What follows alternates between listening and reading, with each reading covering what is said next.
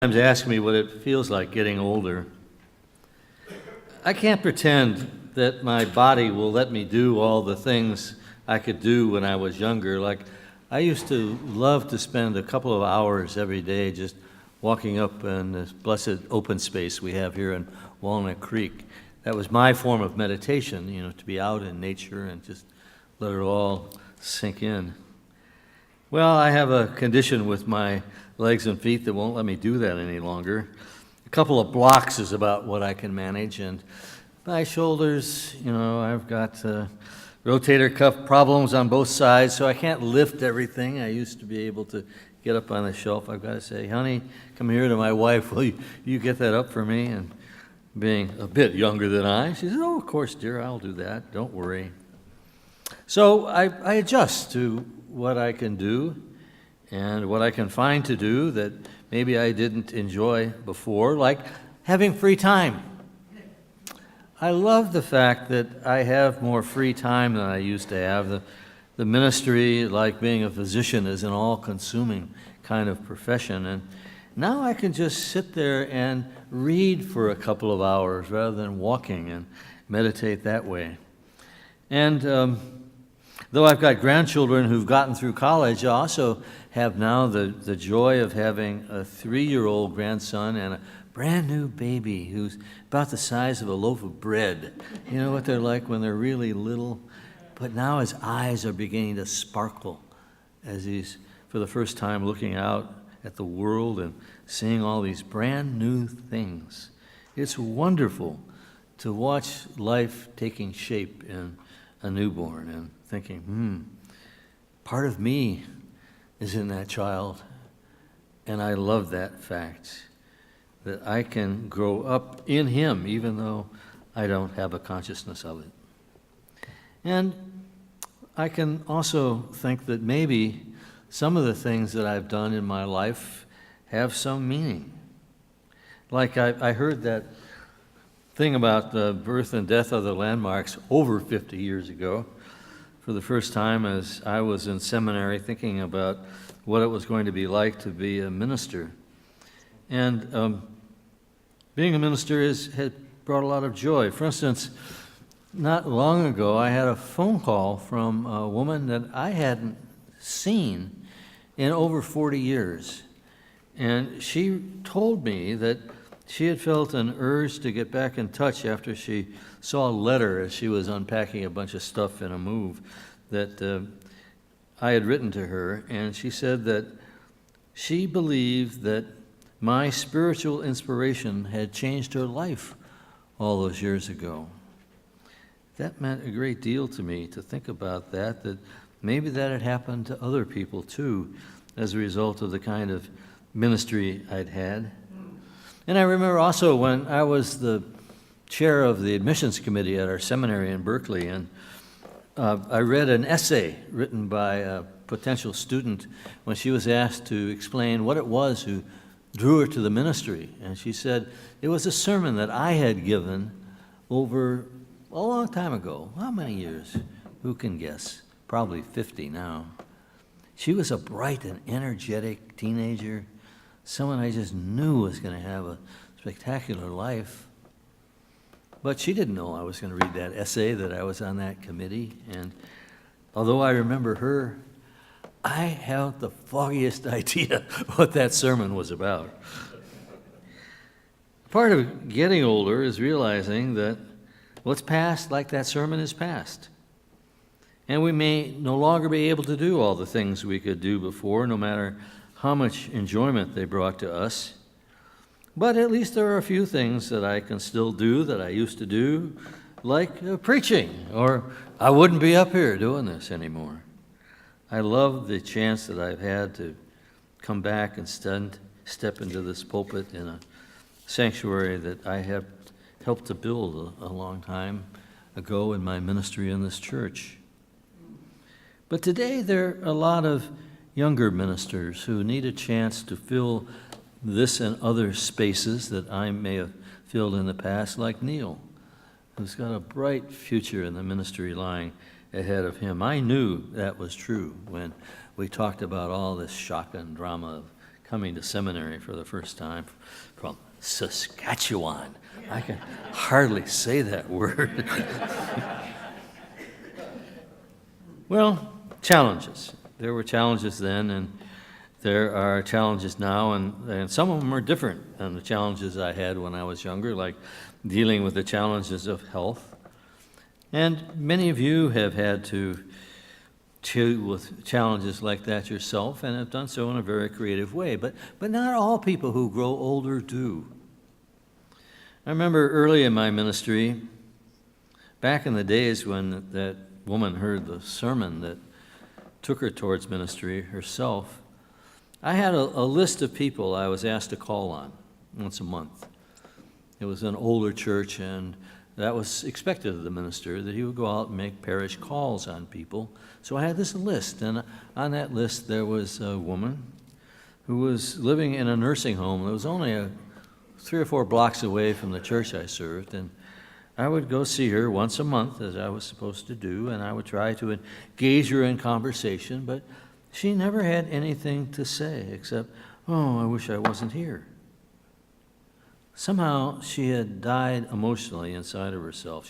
She sat in a wheelchair looking at a blank gray wall. If some of you have been in Medicare level nursing homes, you know what I mean. There's just sort of drab surroundings, and she always parked herself in the same spot and just looked at that blank wall. I called on her for 11 years. And she had a brother who wanted to bring her to church and tried, but she never would. She wanted to stay where she was and just wait until her body finally gave out. She was very different from my brother-in-law. My wife, Jan's brother is 20 years older than she is, but he's a remarkable guy. He still goes out and mows the lawn of his and the house next door every week, and he invited Jan and I to join his daughter and son-in-law and him in Aruba, because they had one of these condo timeshares, and if they didn't use it, they were going to lose it. So they said, "Come on," and all we had to do was pay for the plane fare. 91 years old, like Beth Snordham, and like her, unwilling to give up on life and look at a blank gray wall. He wanted to go out and fix his lawnmower so he could mow that grass some more. That kind of guy. He's one of those that George Vaillant, in his decade-long study of the graduates of Harvard, said have aged well. These are people who continue to believe that their lives have meaning even if the scope of their lives have changed. They don't believe they have to do all the things they once did, but they continue to enjoy learning and finding things to do that can provide them with meaning and satisfaction. They savor the present as though it were a gift to be opened, rather than something wrapped up like a present you get at Christmas that's sitting there on a shelf waiting for you to come along next year and open it up. I like to feel that I open the present when it comes, rather than waiting for it. Not that I always do. Like anybody else, I can get depressed and I can have bad days, but most days, I like getting up in the morning and getting out into my dining room, which has a window that looks out on Mount Diablo, and watching the sun come up over that mountain, or if it's raining, just watch the rain come down and splatter on the windows, or watch the hummingbirds feeding at the feeder outside, savoring the beauty of those moments, just for themselves, not for any other purpose. Philip Sammons puts it this way. He says, "We cannot summon the future. We can't remake the past. The present moment is the unfinished house in which we dwell. So let's make use of it." I'm a minister, and I believe that once ordained, as I was in 1965, that I was ordained for life. That's the understanding we have in the Unitarian Universalist movement. Once ordained, you're ordained for life. But I also believe that now that I've decided to be retired, really retired, and I've had to do that 4 different times, I'm released to having to play a professional role any longer, except when I'm asked to do it, like I was this morning. This means there are fewer professional demands and constraints in my life, even though there are new constraints that come along. They come along in any of our lives. The constraints of just being a person, the constraints that go with the environment around us, the constraints that go with whatever happens in our families. And believe me, in my family, with my own children, there have been some really tough times to get through, and they're still there. You don't stop being a father just because you get to be over 80. The kids are still there, in their 50s. Though being a full-time minister gave my life a great deal of meaning, the time came when it was the moment for me to turn the privilege over to other people, just as my elders had turned that privilege over to me. But the personal stuff in our lives goes on. There's no stopping that. And some of you have had to deal in your personal lives with things that are a great deal more difficult than I've had to deal with in mine. You've lost a loved one or a child, and what could be worse than that? Dealt with Parkinson's, dementia, the loss of mobility, the loss of a job. Getting older isn't always easy. There are a lot of tough things that come along. As Dr. Samuel Atkins relates, when he talks about facing the Parkinson's disease that was gradually taking over his body, he said about his own situation, and I take these remarks from this book by Betty Friedan called The Fountain of Age, although it was written many years ago, it was still full of very sage advice. Atkins said, "I've entered a new country, the country of the old. The unknown appears at every juncture. I used to live in a comfortable, civilized land. Now I'm living on the frontier. Things are new. Survival becomes a day-to-day, moment-by-moment focus of my interest and satisfaction. And though I suffer great physical difficulties that are often painful, and although I'm unable to do most of the things I spent a lifetime doing, I'm pleasantly surprised by my changed world. Paradoxically, ordinary moments of life, the prosaic flow of experiences, have become newly interesting, and I see things in a fresh way.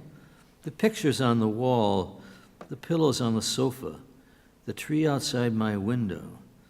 Existence has become an adventure, even though what I'm seeing for most people seems so ordinary." What he was doing was letting go of what could no longer be for him and taking advantage of the things that could be, like the beauty of looking out the window and just seeing those trees. The task of those of us who are getting older is living out our personhoods in the world as it is, with our bodies as they are, not as they used to be, and taking advantage of this beautiful thing called the life we live. I used to be away from home most nights. Ministers are called to committee meetings on endless schedules. I was always being asked to come and give my opinion about one thing or another, or join some organization in the community, as I did. And I spent most weekends with writing sermons or doing weddings or funerals or counseling people. I seemed to seldom be able to step out of my ministerial role no matter where I was. Like, and Neil knows this, if I went to a party, I was a minister. And people related to me like that. And they asked me for all the things that people ask ministers for. I just couldn't be a person enjoying that party as everyone else was, just in their own personhood. And now, although I miss some of my former ministerial roles, I can at least go to a party and just be myself. And I enjoy that.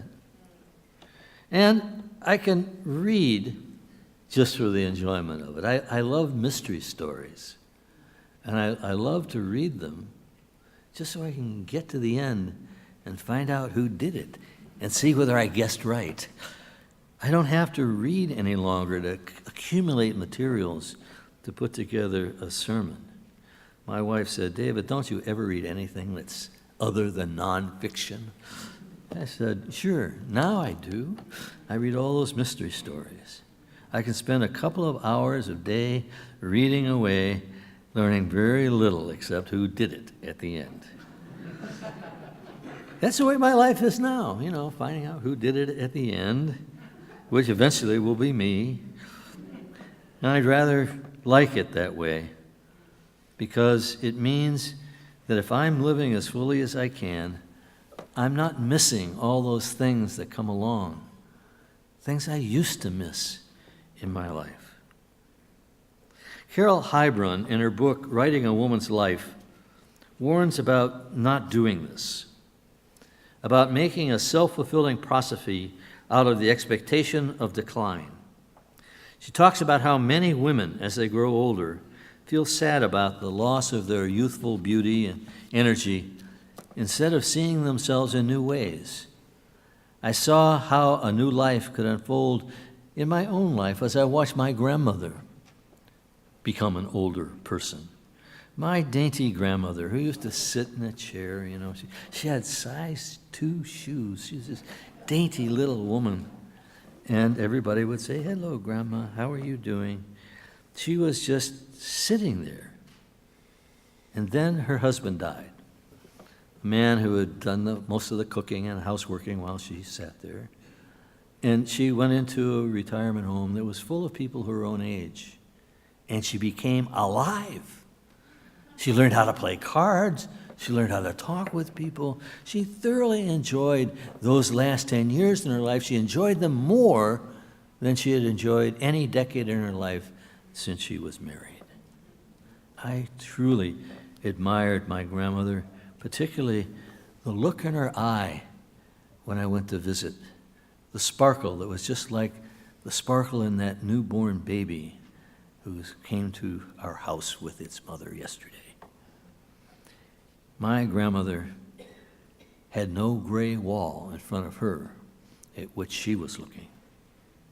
Part of what happened was she was taking advantage of the interactions she could now have with people in the way that Evelyn Duval did in a similar situation. Writes Duval, "The thrilling thing now is really getting close to people. I'm not afraid of exposing myself to people anymore.